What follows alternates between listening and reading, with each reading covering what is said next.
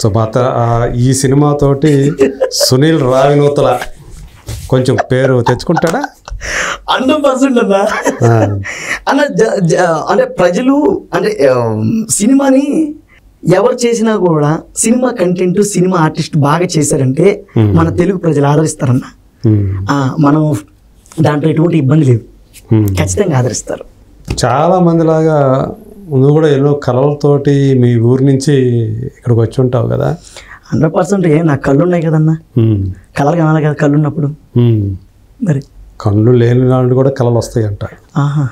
అవి రే చీకట్ల కళ్ళ అన్నీ అందరికీ కళలు ఉంటాయి. సో ఎలాంటి కళలు కన్నాడు సునీల్? చదువుకోవాలి. అయితే మన మీడియా ద్వారా చెప్తున్నాను, మా నాన్నగారు చనిపోయారన్న. మా అన్నగారు కూడా చనిపోయారు. ఆయనకి హార్ట్ పేషెంట్. నాన్నగారు వచ్చి ఆయన మీద దిగులతో చనిపోయాడు. ముందు అన్నయ్య చనిపోయారు. ఓకే. 1.5 నెలలోనే గ్యాప్లోనే నాన్నగారు చనిపోయారు ఆయన మీద దిగులతో. ఎప్పుడు జరిగింది అది? అదే ఏంటది 13-14 ఏళ్ళు అయింటుంది. చాలా ఎంగేజ్ లో చనిపోయాడు అన్నయ్య. చాలా ఎంగేజ్. ఎందుకు? దిగులు. అన్నయ్య heart patient, open heart surgery చేయించి ఫెయిల్ అయిపోయింది. అంత చిన్న వయసులో ఎందుకో అంటే ఫస్ట్ 3-4 సార్లు ఇది ఇక్కడ నుంచి బైపాస్ ఏదో పంపిస్తారు, అది చేయించారు. ట్యూబ్ లాగా అది చేయించారు అన్నయ్య. సో అదంతా చేయించిన తర్వాత కూడా 2-3 సంవత్సరాలకే 4 సంవత్సరాలకే మళ్ళీ దాన్ని అది కవాటాలు అది ఊడిపోయేది, ఆ కొవ్వు లోపల పడి. అయితే మా నాన్నగారికి ఏం సజెషన్ ఇచ్చారంటే, ఒక్కసారి మాత్రం చంద్రబాబు సార్ గారు 1997లో సిమ్స్ ఆసుపత్రిలో చేపించారు. స్వయంగా బాబు గారే ఫోన్ చేసి చేపించారు ఒకసారి ఆపరేషన్. మిగతా 3 సార్లు మా నాన్నగారు చేయించారు. ఈ మనకి ఏదో పొలాలు గిలాలు ఉంటే దాన్ని అమ్మేసేసి టోటల్గా అన్నయ్య గారికి చేయించారు. లాస్ట్ సారి ఓపెన్ హార్ట్ సర్జరీ చేయించేశారు, పోతే పోయిందని. అది ఫెయిల్ అయిపోయింది. అయ్యా, అప్పుడు అన్న వయసు ఎంత? 24-25 ఉంటాయి. అంటే చిన్నప్పటి నుంచి ఏమైనా డిఫెక్ట్ ఉందా? చిన్నప్పటి నుంచే ఉంది. ఓకే, చిన్నప్పటి నుంచే ఉంది. వేరే వాళ్ళు అయితే వదిలేసేవాళ్ళే. ఇక మా నాన్న మొండోడు, సరే మనల్ని పట్టుకురావాలి. మీది ఏ ఊరు ఇంతకి? ప్రకాశం జిల్లా రావినూతల. అదే ఇంటి పేరు? ఊరి పేరే ఇంటి పేరు. అదే ఊరి పేరే. అమ్మగారిది నెల్లూరు. ఓకే. ఇద్దరులో మ్యారేజ్. ఇక్కడ డ్రామా ఆర్టిస్టులుగా మీకు తెలిసిందే. అట్లా చేస్తూ అక్కడి నుంచి డ్రామాలు చేస్తూ తర్వాత వరంగల్లో అన్నయ్య కూడా ఆడేవాడు అప్పుడు. అన్నయ్య కూడా డ్రామాలో చేసేవాడు. ఓకే. నాకు వచ్చింది. ఓకే, నా ఒక్కడికే వచ్చింది. అన్నయ్య చదువుకున్నాడా? లేదు, ఆయన 7th దాకా పోయాడు అంతే. అంటే ఆయన మొదటి నుంచి అనారోగ్యమేనా? మొదటి నుంచి అనారోగ్యం. ఆయన పుట్టికే అనారోగ్యం. ఓకే. సో అప్పుడు దాకా బతికించుకున్నారు అన్నమాట. బతికిచ్చాడు నాన్నగారు, బతికిచ్చారు. కానీ అది నా పరమశివుడు అనుగ్రహం లేకుండా పోయింది. మేము అట్లా కట్ అయిపోయింది. అయితే ఇంకా అక్కడి నుంచి ఏమైందంటే, అమ్మగారు నాన్నగారు డ్రామాలు అవి చేస్తూ, నాటకాలు, వీధి నాటకోత్సవాలు అవన్నీ చేస్తూ కూడా అటు నుంచి ఇటు వరంగల్లో ఉన్నాం, హైదరాబాద్కి వచ్చాం, మళ్ళీ ఇటు తిరుగుతూ ఉండేవాళ్ళు. ఓకే. సో అందువల్ల ఏంటంటే, నాటకాలు వీళ్ళతో పుట్టి పెరిగి తిరుగుతూ ఉండడం వల్ల నాకు అది సంక్రమించింది. అది వంట పట్టేసింది. ఓకే. ఆ తర్వాత నాన్నగారు చనిపోవడం, నేను ఇంక అక్కడి నుంచి 14 ఏళ్ల క్రితం అన్నయ్య నాన్న చనిపోయారు. ఇంకొక ఆయన ఉన్నాడు, అన్నయ్య రెండో ఆయన నాకంటే ముందు. ఓకే. మొత్తం ముగ్గురు అన్నదమ్ములు. ఓకే. అమ్మాయిలు ఎవరు లేరు, అంతే. అబ్బాయిలు ముగ్గురు. ఇంకొక ఆయన పెళ్లి చేసుకున్నారు, ఆయన జాబ్ చేసుకుంటూ బయట ఉన్నారు. ఓకే. ఇంకా నేనేమో ఇటు చదువుకుడు పెట్టుకొని టిఫిన్లో ఆ నుంచి ఇటు వచ్చి తిరుగుతూ ఉన్నా. అక్కడే సింగిల్గా ఒకడు తిరుగుతూ ఉన్నా. అమ్మగారు అక్కడే ఉన్నారు. ఊళ్ళో రావణతోనే ఉన్నారా? నెల్లూరులో ఉన్నారు. ఓకే. నెల్లూరులో ఉన్నారు. సో ఇట్లా ఈ రాష్ట్రాలు అక్కడ ఇక్కడ తిరుగుతా, అప్పుడు ఉమ్మడి రాష్ట్రమే కదా, అది తిరుగుతా మనకు అందరితో పరిచయాలు అట్లా ఉండడం వల్ల, నాన్నగారితో కూడా తిరగడం వల్ల ఈ కొంతమంది పరిచయస్తులు ఉన్నారు. వాళ్ళ దగ్గర నుంచి మనం నాన్నగారు చనిపోయిన తర్వాత మాటలు అయితే ఏమి మనల్ని ఎడ్యుకేషన్ వచ్చేసి నాది ఎంబీఏ అయిపోయింది. ఎంబీఏ చేశాను. సూపర్. మీ అందరిలాగా కాదు, చదువు అంటే ఇష్టం, అంతేగాని టాప్ ర్యాంకర్ని కాదు, ఇష్టం, చదవగలను. ఓకే. విజ్ఞానం, చదువు నేర్పిస్తుంది అనేది మా నాన్నగారు చెప్పేవాళ్ళు. సో అందుకని ఈరోజు ఇంత నడవడిక, ఇంత మాట తీరు, మంచితనం ఇవన్నీ ఉన్నాయంటే నాన్నగారు చెప్పిన విధానమే. ఇవన్నీ కూడా ఒకరి నుంచి నేర్చుకునేవి కాదు, మా నాన్నే మా గురువు, దైవం అన్ని. సో అట్లా చదువుకుంటూ నాటకాలు వేసేవాడిని. నాన్నగారు 14 ఏళ్ల క్రితం చనిపోయినప్పుడు ఏంటి కుటుంబ పరిస్థితి ఏంటి? ఆర్థికంగా చాలా బాగుంది. వాళ్ళిద్దరు చనిపోయిన తర్వాత ఆర్థికంగా చితికిపోయాం. అప్పుడు నాన్నగారు ఉన్నంత కాలం రాజాను.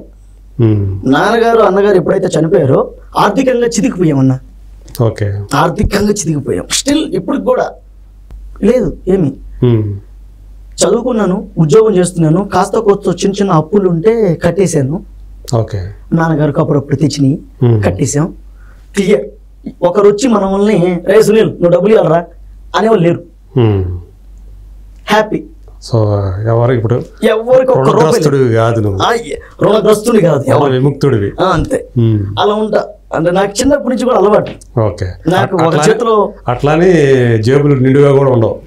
జోబీ నిండుగా ఉండదు. అలాగే ఒకరు ఏదన్నా అన్నా కూడా నేను ఉండలేను, ఖచ్చితంగా దాన్ని తీసేయాలి. అలా అలా అటు నుంచి స్టార్ట్ అయింది. ఇది ఎట్లా అబ్బింది ఇమిటేషన్ అనేది? అదే మా అమ్మ నాన్న చేస్తున్న టైంలోనే నేను నాటకాలు, వీధి నాటకోత్సవాలు ఇవన్నీ తిరుగుతూ ఉండేదన్నా. ఆ తర్వాత ఏంటంటే ఈ మిమిక్రీ ఆర్టిస్టులు వస్తుంటారు కదా అప్పుడప్పుడు, అక్కడెక్కడ మా నాన్నగారితో ఫ్రెండ్స్ వాళ్ళు వీళ్ళు ఉన్నారు. అప్పుడు మా నాన్నగారు చెప్పారనమాట, అది మిమిక్రీ అయ్యా, నేర్చుకుంటే బాగుంటుంది అది ఇదని చెప్పిన తర్వాత అక్కడి నుంచి నాకు 6th 5th చదువుతున్నప్పుడు 6th వచ్చేసాను. ఆ టైం నుంచి నాకు బాగా ఫస్ట్ ఎవరిని ఇమిటేట్ చేసావు? బాబు గారిని. అవునా? ఎప్పుడది ఏ సందర్భంగా ఎప్పుడు చేయాలనిపించింది? అప్పుడు ఈయన ఏదో పని మీద వచ్చారు, ఎవరు బాబు గారు. అక్కడ మేము చూసాం, చిన్నపిల్లలందరూ తీసుకుపోయారు బస్సులో వేసి మమ్మల్ని స్కూల్ డిప్రెషన్ కింద ఏదో తీసుకెళ్ళారు. ఎక్కడ? నెల్లూరులో. అదొక సందర్భం ఏదో. నేను అప్పుడు 6th. అప్పుడు ఆయన మా నాన్నగారు చెప్పున్నారు ఆల్రెడీ ఒకరు వాయిస్ని ఒకరు చేసేదని. అది నేను అక్కడ బాబు గారిని చూసా. ఆయన టిట్ అంటాం, ఇట్ అంటాం, అవి చూసిన నేను. చూసి ఇప్పుడు ఈయన అంటే ఇంకోటి ఆ హడావిడి, కారులోంచి దిగడం, సెక్యూరిటీ, ఆ గన్స్ పట్టుకొని అట్లా అందరినీ ఇట్లా సీఎం మనకు తెలియదు, సీఎం ఆ రేంజ్, ఇట్లా జనాన్ని ఇటు నెట్టేసేసి ఆయన మధ్యలో నడవటం, అంటే ఒక ఇంపార్టెంట్ పర్సన్ అనేది ఒక ఐడియా ఉంది మైండ్ లో. చేస్తే ఇలాంటి వ్యక్తిని చేయాలరా అనుకునేది. అక్కడి నుంచి స్టార్ట్ చేసిన అన్న. మొదట ఆయన్ని ఇమిటేట్ చేశాను. ఫస్ట్ చంద్రబాబు గారిని ఇమిటేట్ చేశాను. అక్కడి నుంచి ఊరినే వాయిస్ వచ్చేది లేదు. డిగ్రీ ఫస్ట్ ఇయర్ వాయిస్ వచ్చింది. ఇక్కడి నుంచి ట్రావెల్ అయితే డిగ్రీ 6th నుంచి ట్రావెల్ అవుతా ఉంటే degree first year teachers day, మా టీచర్స్ డేకి చేశాను. అప్పుడు నేను పాడబడాను. మామూలు మన పాటలు ఉంటాయి కదా, అయ్యో చదువుంటే 3 కన్నని అమ్మగారు పాడుతుండేది. చదువు అంటే 3వ కన్ను ఓ విద్యార్థి, చూపును అది సమస్త విశ్వం ఓ విద్యార్థి, చదవాలిరా ఎన్ని ఆటంకాలు వచ్చినా, చదువు లేకపోతే మన బ్రతుకు పెద్ద సున్నా, చదవాలిరా ఎన్ని ఆటంకాలు వచ్చినా, ఆలోచన పెరిగింది చదువు వల్లనే, వివేచన కలిగింది చదువు వల్లనే, అందమైన ప్రకృతిలో ఆనందం చదువురా, అనుభవించు సౌకర్యం చదువు చేతి భిక్షరా, చదవాలిరా ఎన్ని ఆటంకాలు వచ్చినా, చదవాలిరా. ఇప్పటికే గుర్తుంది అది. అట్లా సూపర్. అట్లా అప్పుడు దాకా పాటలు పాడేవాడిని. ఈ టీచర్స్ డేలో ఎప్పుడు మా కాలేజీలో ఏదైనా కల్చరల్ యాక్టివిటీస్ జరిగినా ముందు నేనే. మనకు చదువు తప్ప అన్నీ వచ్చు, చదువు తప్ప అన్నీ వచ్చు అన్నమాట. అన్ని యాక్టివిటీస్ ఉంటాయి, అన్ని యాక్టివిటీస్ ఇది రాదు. అదే చదివేవాడిని. అంత బ్యాక్ బెంచ్ స్టూడెంట్ అనమాట. అదే ఓ అటు నుంచి అటు క్లాస్ జరుగుతాడు, ఇటు నుంచి వెనక్కి పారిపోవటం. పేపర్లు వేసి ఇది మన బ్యాచ్. అయితే బాగానే ఉంది. కానీ యాక్టివిటీస్ ఏదైనా కల్చరల్ యాక్టివిటీస్ జరిగితే మనం ఉండేది ఫస్ట్. ఓకే వాడు నాన్న సునీల వాడు పిలవడం రా అనేది మా ప్రిన్సిపాల్ శ్రీనివాస్ గారు, శశికాంత్ రెడ్డి అన్న కరస్పాండెంట్. అయితే అప్పుడు దాకా నేను పాటలు పాడతానని తెలుసు కానీ ఇలా మిమిక్రీ చేస్తానని తెలియదు ఎవరికి. అప్పుడు మైక్లో ఈ పాట పాడి తర్వాత వెంటనే బాబు గారు, హై ఫ్రెండ్స్, ఇప్పుడు దాకా మీరు నన్ను చిన్న చిన్న పాటలు పాడుతుంటే చూస్తారు, ఇప్పుడు నేను బాబు గారు చంద్రబాబు గారు ఇంటర్వ్యూ చేస్తాను, మీరు అందరూ ఒకసారి చూడని చెప్పి అప్పుడు మైక్లో అందరూ స్టన్ను.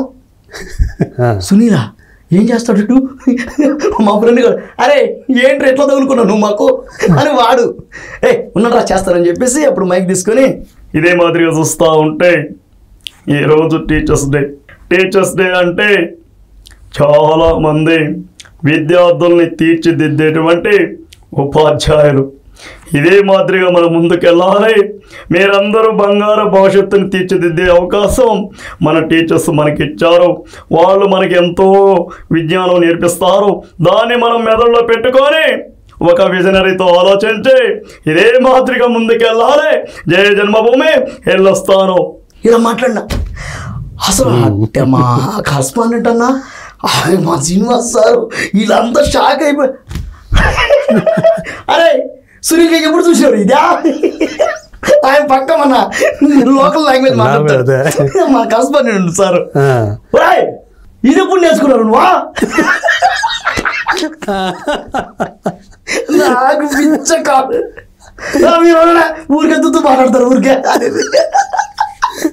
ఆయన నవ్వుకునేవాడు, పక్క తిరిగి నవ్వుకుంటాడు, మీరు ఊరికి మాట్లాడతారు ఎవరు మాట్లాడుతున్నా మేమా అనేది. అసలు ఎంత కామెడీ సార్ వాళ్ళు, అట్లా వినిపించేసేది. ఆ తర్వాత రజనీకాంత్ సార్ అంటే బాగా ఇష్టం, అంటే ఆయన ఇమిటేషన్ వాయిస్ రాదు, ఆయన బాడీ లాంగ్వేజ్ ని బాగా ఇమిటేట్ చేస్తా. సార్ బాడీ లాంగ్వేజ్, ఆయన నడక, టండం, షర్ట్ బై షర్ట్ వేసేసేది, షర్ట్ వేసేసేసి కాలేజీలో ఇట్ అనేది hello excuse me how is that అనేది అనేది అవి అని నేను ఓకే హీరో గారు చేసుకుంటా హలో అంట పోయేది. ఈ విధంగా ఉండేది సార్ నాది క్యారెక్టర్. నన్ను తిట్టేవాళ్ళు, మళ్ళీ నేను లేకపోతే ఉండేవాళ్ళు కాదు, అందరూ నన్ను తిట్టేవాళ్ళు, మళ్ళీ నేను లేకపోతే అమ్మవారే గారు పిలవండి బాబు కాలేజీకి, లేకపోతే ఏమి ఉండదు ఉండదు, అదే పెప్ లేదు, ఫ్లేవర్ ఉండదు. అట్లా నన్ను బాగా తీసుకొని నేను బాగా ఎంటర్టైన్మెంట్ చేసేవాడిని. ఈ నాటకాలు, ఈ మైల్ ఫకీర్ నాటకం, అలాంటి ఈ బాలయ్య బాబు గారు, తర్వాత బాలయ్య బాబు గారు నేర్చుకున్నాను. బాలయ్య బాబు గారు అంటే చాలా ఇష్టం నాకు. బాలకృష్ణ బాబు గారు అంటే చాలా ఇష్టం. ఇండస్ట్రీలో అడుగుపెట్టింది ఫస్ట్ ఆయన అంటేనే పిచ్చిష్టం. ఓకే, అందరికీ నమస్కారం. ఈరోజు చలనచిత్ర పరిశ్రమలో ఎన్నో కార్యక్రమాలు జరుగుతున్నాయంటే దానికి కారణం నాన్నగారు. నిజంగా టీచర్స్ డే అంటే గురువులు, వేమన గారి శతకం, ఉప్పు కపురంబు పోలికి రెండు, చూడ చూడ రుచుల జాడబిరయ్య, పురుషులు వీరయ్య, సుధావిరామ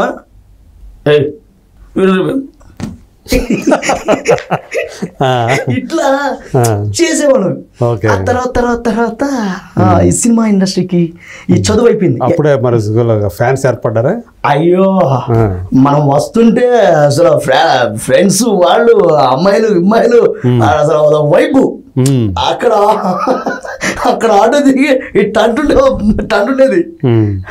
ఎప్పుడు చూసినా ఇటు జోబులో చేయలు హలో ఎక్స్క్యూజ్ మీ అనేది ఆడవాళ్ళని, అమ్మాయిలు పోతుంటారు కదా, hello excuse me I'm coming, wait అనేది. అంటే వాళ్ళకి నా విధానం తెలుసు కాబట్టి నన్ను సీరియస్గా తీసుకునేవాడు కాదు, లేకపోతే కొడతారు. అయితే నేను ఇంకోటి చేసిన అన్నయ్య, మాది డిగ్రీ ఇంటర్మీడియట్ ఒకే కో ఎడ్యుకేషన్ కాలేజీ మాది కదా. ఇంటర్మీడియట్లో ఎవరు జాయిన్ అయినా వాళ్ళకి హైలీ చెప్తుండేవాడిని.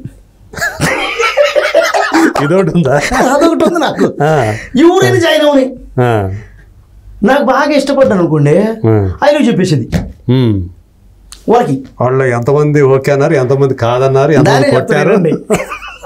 ఎవరైతే చూస్తానో వాళ్ళకి ఐ లవ్ చెప్పేసేది. గంట కొట్టడం వెళ్ళిపోయేది వాళ్ళకి.